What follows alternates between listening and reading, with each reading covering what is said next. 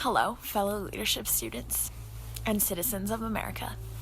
I didn't know where to start this TED Talk, but the perfect opportunity has just come up. My topic is problem solving, and I have just run into a very serious problem, and it's going to be the perfect segue into my TED Talks.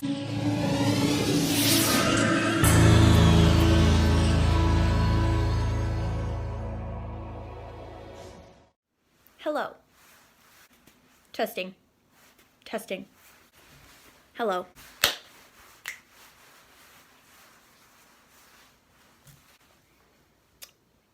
Hello. My name is Carrie, and as a certified leadership student, I am here to talk to you today about the life-changing art of problem solving.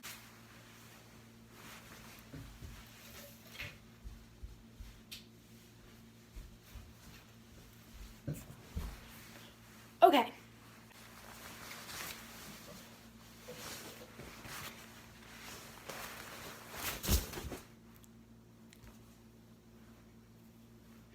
Okay.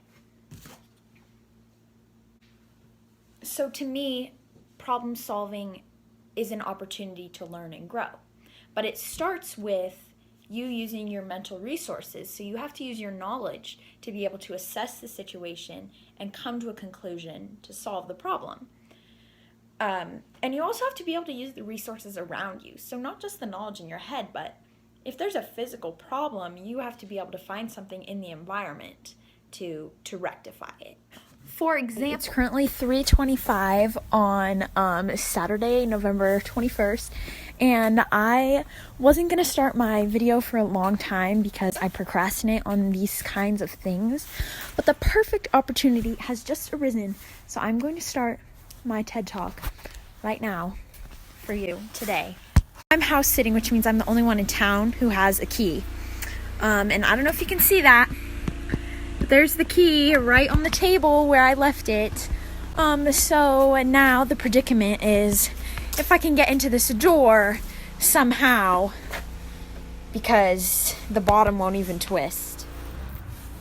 So a big part of problem solving is using the resources you have around you to solve the problem.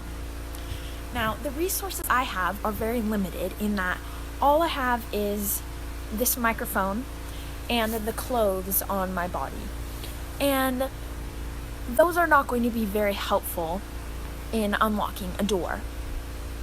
However, I'm going to search the yard for something to use because nature has a lot of resources. Far in the yard, all that I found as far as resources go are some pine needles, sticks, a lot of leaves, this tennis ball, and oh my god, look at the lighting. Okay.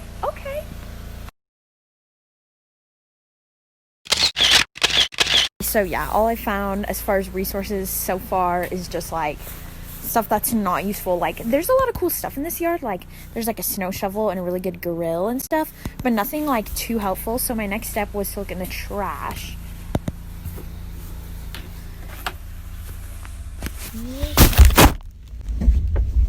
Well, my phone has been thoroughly doused by the trash, and I did find something that might be kind of helpful. They have a dartboard in their backyard, so I'm gonna try and see if like maybe this will stick in the door and open it, because I've never picked a lock, so I'm assuming like this is pretty small. It could fit. Okay, so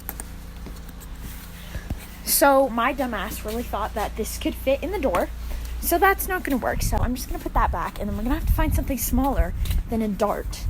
I'm not sure.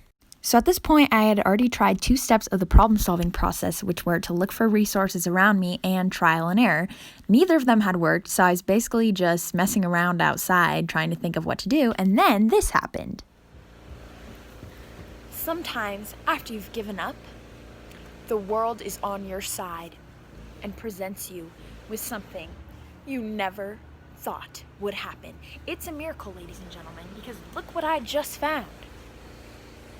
A bobby pin in my pocket, folks, in my pocket. I don't know how it got there. I think God put it there. Sometimes you just gotta have a little faith and your problems are solved. Because this bobby pin is about to get me into the house. I will use it to pick the lock. So this is actual footage of me picking a lock and getting into a house for like the second time in my entire life. And you will see the surprise on my face when I enter the house after finding out that after spending like an hour and a half outside not knowing what to do, all I had to do was put my hand in my pocket and there would be a bobby pin that would get me in. Well, that was my journey with problem solving, and there are a few things I think you should take away from my experience. One is that sometimes your first attempt at solving a problem won't work, like when I tried to use a dart to open the door, and that's okay, it's part of the process of trial and error. Two, even though I didn't ask for help in the video, I think it's perfectly okay to do so, and actually I would encourage you to do it when you're trying to solve a problem. Three, problem solving applies to everyday life, such as in our Reno High School leadership class. We've had to problem solve a lot because of the coronavirus, and leaders at our school, like the administration, have solved countless problems to ensure our safety during this time. Problem solving might be the most important leadership quality in my opinion because it goes hand in hand with other important qualities like perseverance and creativity. Someone in our class who really exemplifies problem solving qualities is Ava C. When she was working on the virtual assembly video, she noticed some clips were missing. So she solved this problem by coming to school herself and filming the clips, even though she wasn't asked. This way, she took matters into her own hands and solved the problem, and she really went above and beyond. As a class, I think we should follow Ava's example because we need to focus on what we can do to go above and beyond and do more than just what's asked of us. That would really show that we're leaders. We need to work with what resources we have around us, another step that I talked about in the video, because we've lost a lot during this time. Things that we've done in past years just aren't going to work this year.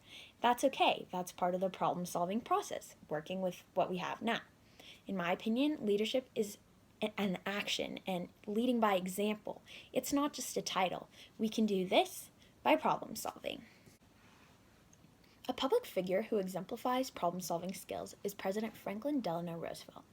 He's a great famous example of this because during the Great Depression, he helped solve unemployment issues by going above and beyond to provide jobs and stimulate the economy with the New Deal.